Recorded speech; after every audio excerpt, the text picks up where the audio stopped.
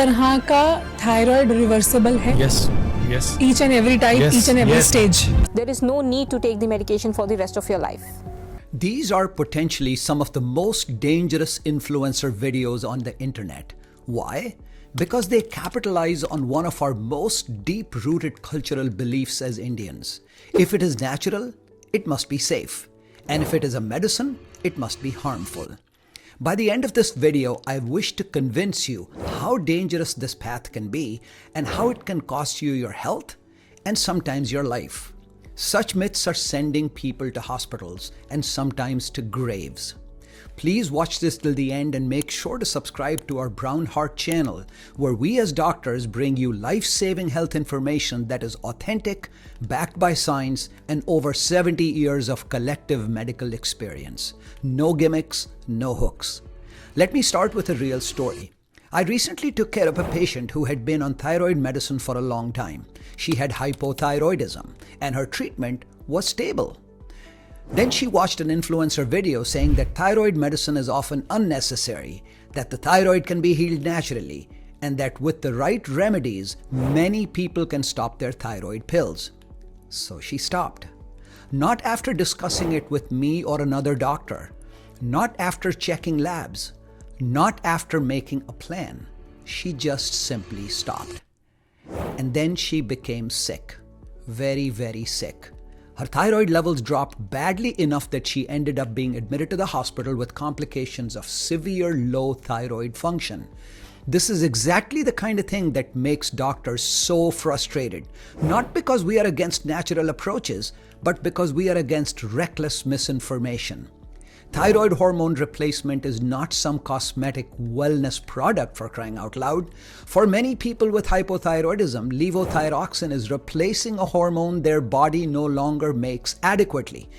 Stopping a well-established treatment is not brave. It is not clean living. It is not enlightenment.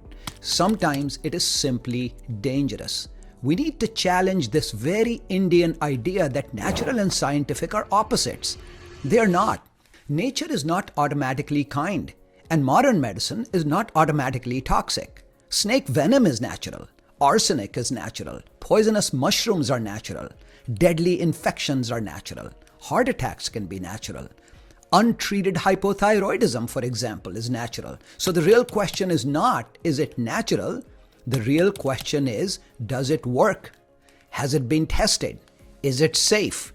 Does the benefit outweigh the risk? That is how science thinks, and science has a very uncomfortable message for the wellness world. Natural is not a scientific guarantee of safety. Some herbal products can cause liver injury, dangerous drug interactions, kidney damage, high blood pressure, stroke, or even worse. Now let's dig deeper. Why is this obsession so strong in Indians? Part of it, I think, may come from something beautiful, but often misunderstood. India has a long history of traditional healing systems, deep respect for food, plants, balance, and ancient wisdom. Ayurveda and other traditional systems are woven into our culture, identity, and family memory. That's not a bad thing, but here's where things go wrong. Respect for tradition slowly becomes a false equation. Ancient means wise, natural means pure, modern means artificial, medication means harmful. And once that mental shortcut takes over, people start treating evidence-based medicine like a necessary evil instead of one of the greatest life-saving accomplishments in human history. Let me say something clearly.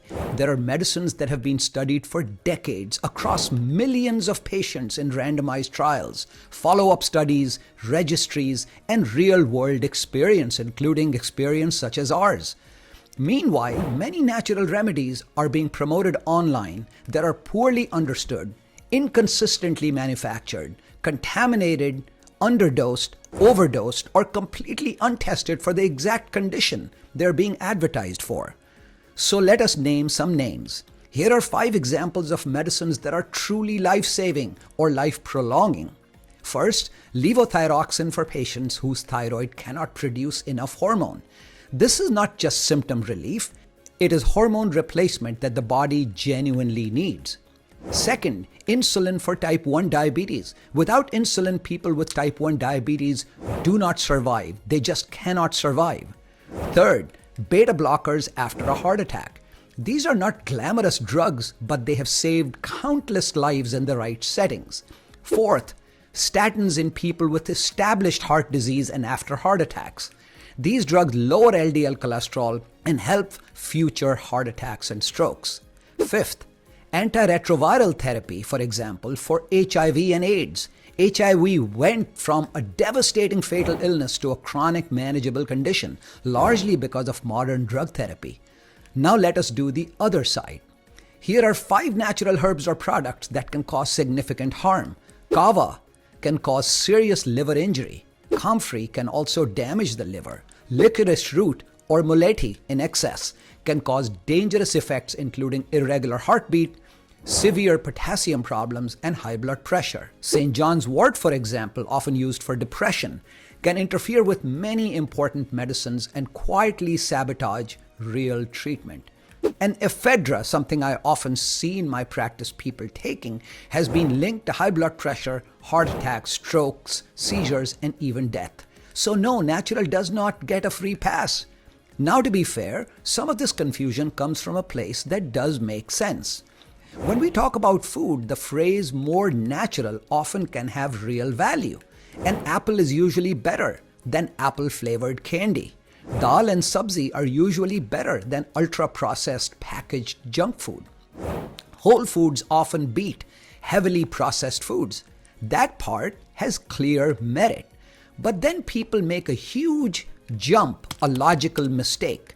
They take a valid idea from nutrition, less processed foods can be healthier, and then they wrongly extend it into medicine. Therefore, medicines are bad and herbs are better. That just simply does not follow. Food and medicine are not judged by the same standard. A blood pressure tablet is not supposed to be natural. It is supposed to lower blood pressure safely and reliably. A statin is not supposed to grow on a tree. It is supposed to reduce risk. Insulin is not supposed to win a purity contest on Instagram. It is supposed to keep a person alive. That is why the natural versus man-made debate is often the wrong debate. The real debate is what has the best evidence? What has the best safety profile for this particular patient or person? What happens if we do nothing? And who is helping us weigh these choices intelligently? Think about that. And that leads to the reconciliation. I'm not saying everything ancient is useless. I'm not saying every supplement is nonsense. I'm not saying traditional practice have no place. Some natural approaches are powerful and beneficial. Exercise, sleep, yoga, and the wonderful high-quality evidence associated with it. Stress reduction, fiber-rich foods, legumes, fruits, vegetables, mindfulness, social connection, smoking cessation, and weight control.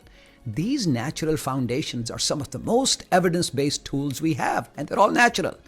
But when a condition is serious, hypothyroidism, type 1 diabetes, high-risk heart disease, atrial fibrillation, severe high blood pressure, heart failure, you do not get to replace proven treatment with vibes, anecdotes, and influencer confidence. The answer is not natural good, medicine bad. The answer is not ancient good, modern bad. The answer is not doctor bad, influencer good. The answer is wisdom with evidence. And that is exactly where a good doctor is uniquely valuable. A good doctor should not dismiss your interest in natural approaches. A good doctor should not mock your culture. A good doctor should not force pills blindly. A good doctor should help you sort the useful from the useless, the safe from the unsafe, and the supportive from the dangerous. Because sometimes a natural approach is enough, sometimes it is a helpful addition, and sometimes it is nowhere near enough, and pretending otherwise can destroy lives. Nature is not always kind. Science is not the enemy. The goal is not to worship the natural or fear the modern. The goal is to stay alive, stay informed, and choose what actually works.